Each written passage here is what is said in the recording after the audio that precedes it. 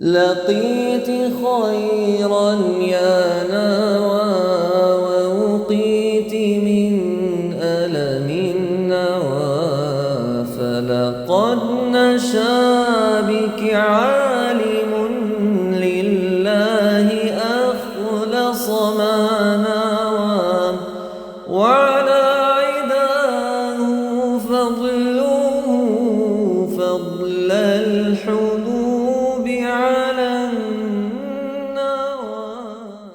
وأفضل الصلاة وأتم التسليم على سيدنا محمد وعلى آله وأصحابه أجمعين.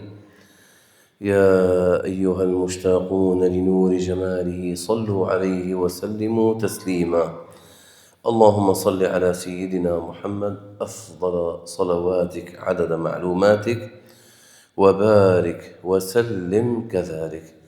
إن شاء الله تبارك وتعالى نشرع في كتاب التبيان في آداب حملة القرآن لسيدنا الإمام محي الدين النووي رحمه الله تعالى ونفعنا به في الدنيا والآخرة ونفعنا بعلومه، ونسأل الله عز وجل أن يجعل اجتماعنا هذا اجتماعا مرحوما، وأن يجعل تفرقنا من بعده تفرقا معصوما، وأن لا يجعل فينا ولا معنا شقيا ولا محروما يا رب العالمين.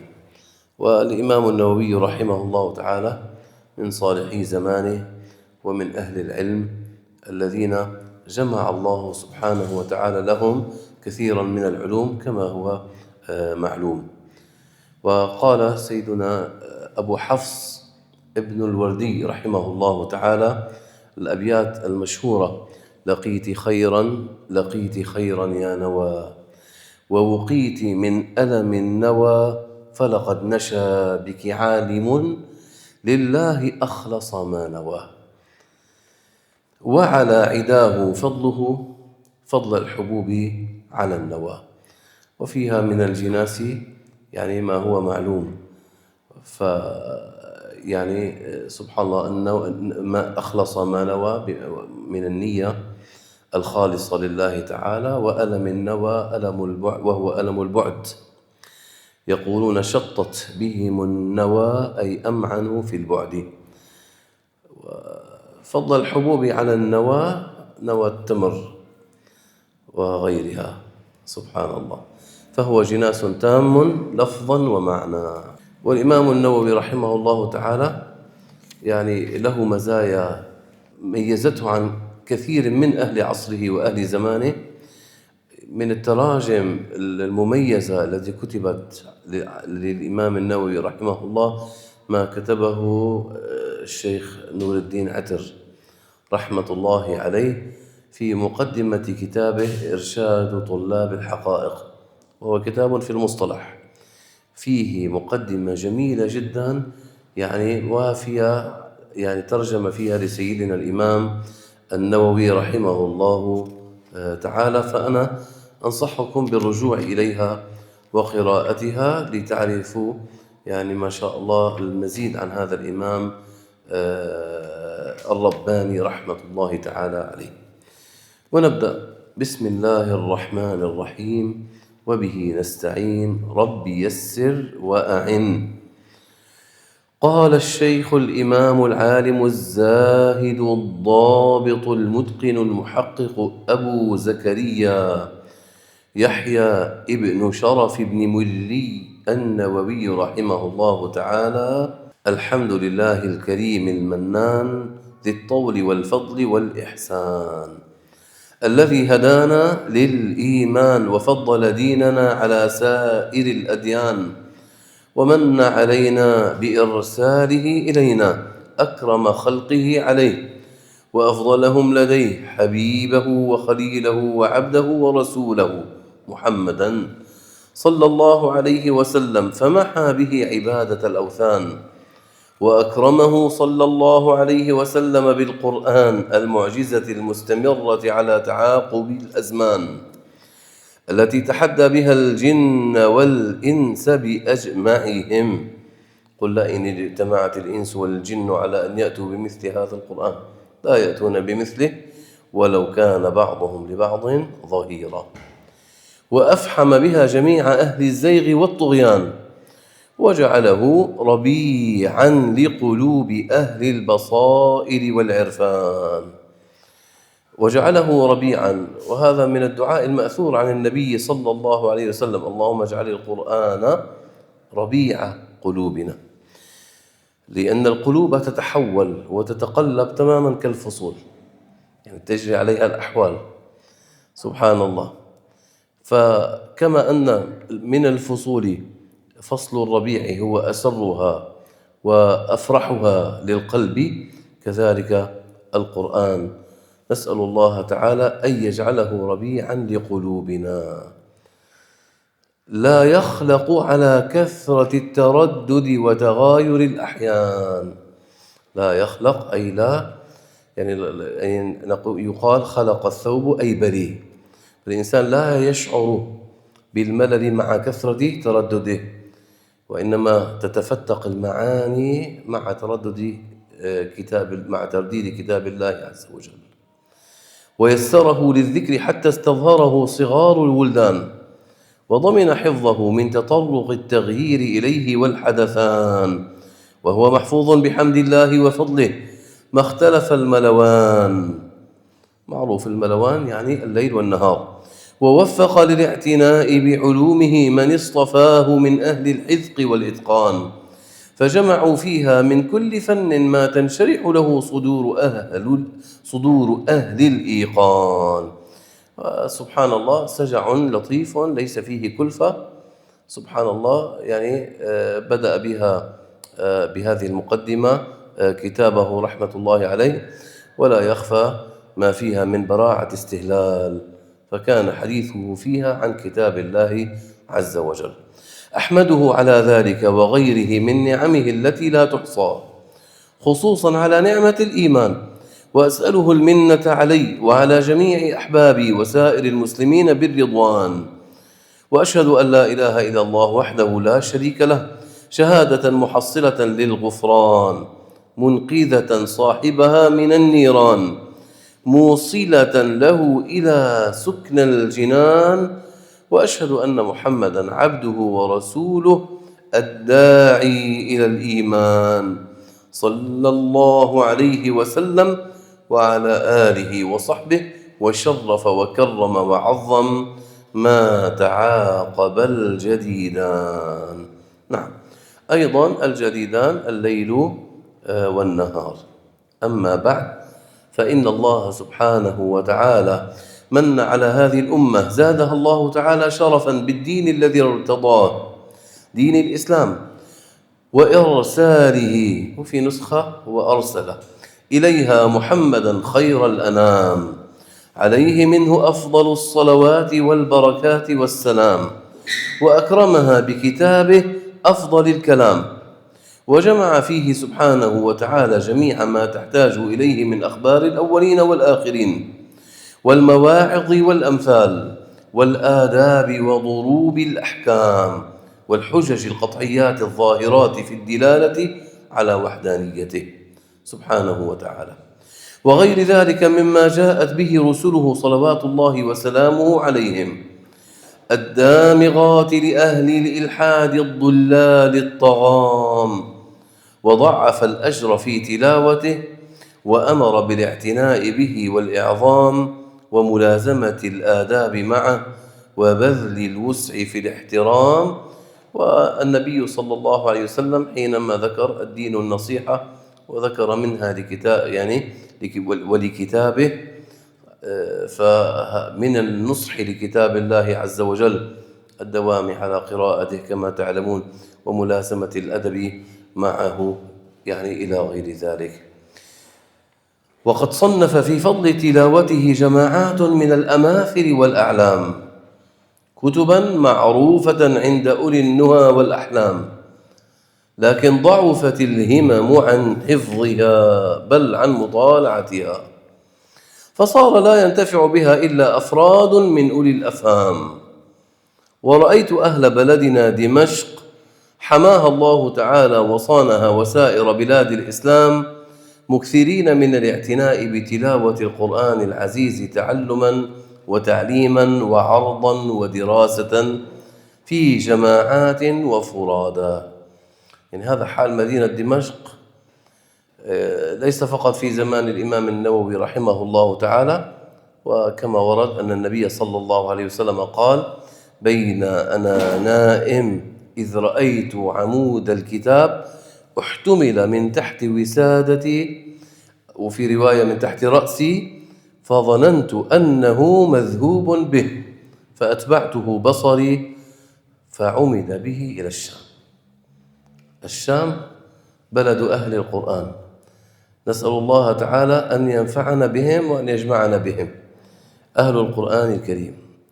والإتقان الموجود في التلاوة والتدبير وتحسين المخارج والقراءة يعني المتقنة تجدها عند أهل الشام. نعم، سبحان الله. وهذا الكتاب كتاب التبيان يعني أنا قرأته على الشيخ حسين عسيران رحمة الله عليه بإشارة منه، لما أنهينا ختم القرآن قال لي: تأتي الآن بكتاب التبيان، يعني حتى نتأدب بآدابه ونتخلق بأخلاقه، هكذا سبحان الله. فهو الذي أوصاني بأن أحضر نسخة من الكتاب، وما كان في هذه النسخة بعد، نسخة دار المنهاج، فأحضرت نسخة دار البشائر اللي بتحقيق الشيخ محمد الحجار رحمة الله عليه. والشيخ محمد الحجار نزيل المدينة المنورة، وسبحان الله كلما رأيناه في مسجد النبي صلى الله عليه وسلم شعرنا بأنس عجيب، حتى قلت له مرة: تزورنا في بيروت؟ قال: أخشى أن أموت خارج مدينة رسول الله صلى الله عليه وسلم، يعني لا يخرج من المدينة أبدا، سبحان الله. ومات فيها ودفن في البقيع، سبحان الله، في هذه المقبرة المباركة اللي فيها خيار الناس، سبحان الله. نعم، فقرأت بتلك النسخة، ولكن نسخة دار المنهاج محققة تحقيقا جميلا جدا ومضبوطة على المخطوطات، يعني هذا ميزة، يعني هذه من مزايا كتاب دار المنهاج. قال: زادهم الله تعالى حرصا عليه وعلى جميع أنواع الطاعات، مريدين وجه ذي الجلال والإكرام، فدعاني ذلك إلى جمع مختصر في آداب حملته وأوصاف حفاظه وطلبته، فقد أوجب الله سبحانه وتعالى النصيحة لكتابه، ومن النصيحة له بيان آداب حملته وطلابه وإرشادهم إليها وتنبيههم عليها. وهذه الآداب بالعموم يعني الإنسان ممكن يتعلمها من أحوال المقرئين قبل أن يقرأها في كتاب، تؤخذ من أحوال المقرئين أهل الإقراء. وسبحان الله يعني سنذكر إن شاء الله تعالى من خلال قراءتنا للكتاب بعض الصور اللي وجدتها على بعض مشايخنا، وهي من الصور النادرة، سبحان الله. لكن هناك إن شاء الله تعالى صور مختلفة متنوعة، يعني من أحوالهم عند استماعهم للقرآن الكريم بينما الطالب يقرأ عليهم، الأحوال، التأثر، الجلسة، الأدب مع كتاب الله عز وجل، القيام للقرآن الكريم. وسبحان الله إذا يعني أحضر القرآن بين أيديهم يقومون له، أحوال عجيبة إن شاء الله تعالى نذكر ببعضها إن شاء الله تعالى. وأوثر فيه الاختصار وأحاذر التطويل والإكثار، وأقتصر في كل باب على طرف من أطرافه، وأرمز من كل ضرب من آدابه إلى بعض أصنافه، فلذلك أذكر ما أذكره بحذف أسانيده، وإن كانت أسانيده بحمد الله تعالى عندي من الحاضرة العتيدة.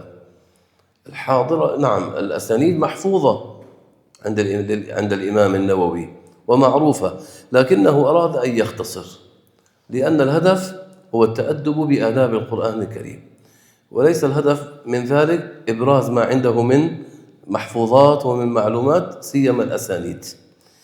فلما كان غرضه التأدب بآداب القرآن الكريم آثر الاختصار.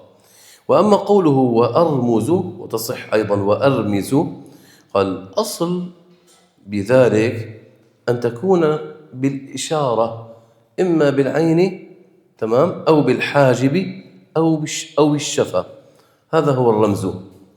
ولكن هنا تجوز، ومعنى أرمز هنا أي أشير، فهنا تجوز. وإلا فأصل هذه الكلمة أرمز أن تكون إشارة بالعين أو بالحاجب أو بالشفة، هذا لغة يعني.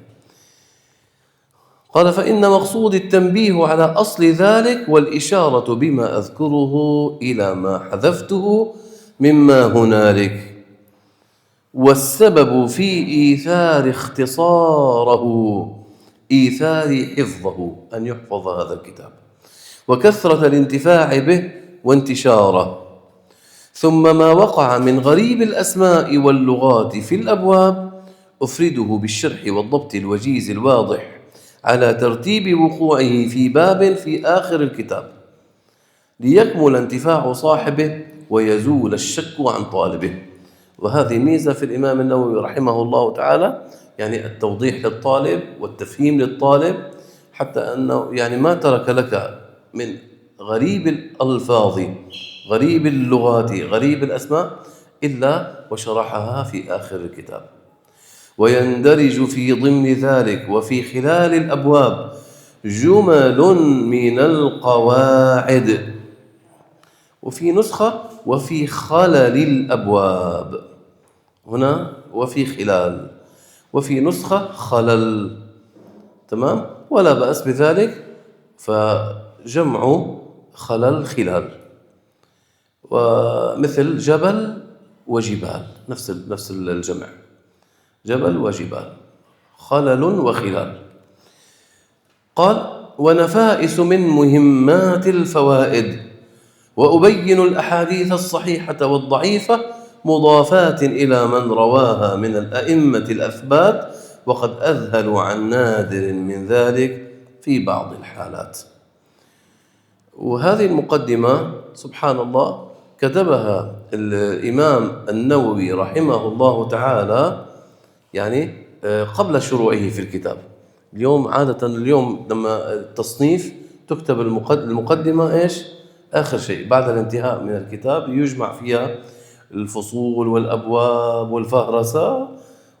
أما الإمام النووي رحمه الله تعالى فمن عادته أنه يبدأ بالمقدمة قبل التصنيف، وهذا حتى في بعض كتبه، وأسأل الله تعالى إن تم هذا الكتاب، يعني هذه موجودة للإمام النووي في بعض كتبه، فهذا يدل على أنه كان يبدأ بالمقدمة. قال واعلم أن العلماء من أهل الحديث وغيرهم جوزوا العمل بالضعيف في فضائل الأعمال، ومع هذا فإني أقتصر على الصحيح ولا أذكر الضعيف إلا في بعض الأحوال، وعلى الله الكريم توكلي واعتمادي، وإليه تفويضي واستنادي، أسأله سلوك سبيل الرشاد والعصمة من أحوال أهل الزيغ والعناد، والدوام على ذلك وغيره من الخير في ازدياد، وأبتهل إليه سبحانه أن يوفقني لمرضاته، وأن يجعلني ممن يخشاه ويتقيه حق تقاته، وأن يهديني لحسن النيات، وييسر لي جميع أنواع الخيرات، ويعينني على أنواع المكرمات، ويديمني على ذلك حتى الممات، وأن يفعل ذلك كله بجميع أحبائي وسائر المسلمين والمسلمات، وحسبنا الله ونعم الوكيل، ولا حول ولا قوة إلا بالله العلي العظيم. وهذه فهرسة أبوابه. الباب الأول في أطراف من فضيلة تلاوة القرآن وحملته. الباب الثاني في ترجيح القراءة والقارئ على غيرهما. الباب الثالث في إكرام أهل القرآن والنهي عن إيذائهم. الباب الرابع في آداب معلم القرآن ومتعلمه. الباب الخامس في آداب حامل القرآن. الباب السادس في آداب القراءة وهو معظم الكتاب ومقصوده. الباب السابع في آداب الناس كلهم مع القرآن. الباب الثامن في الآيات والسور المستحبة في أوقات وأحوال مخصوصة. الباب التاسع في كتابة القرآن وإكرام المصحف. الباب العاشر في ضبط ألفاظ الكتاب.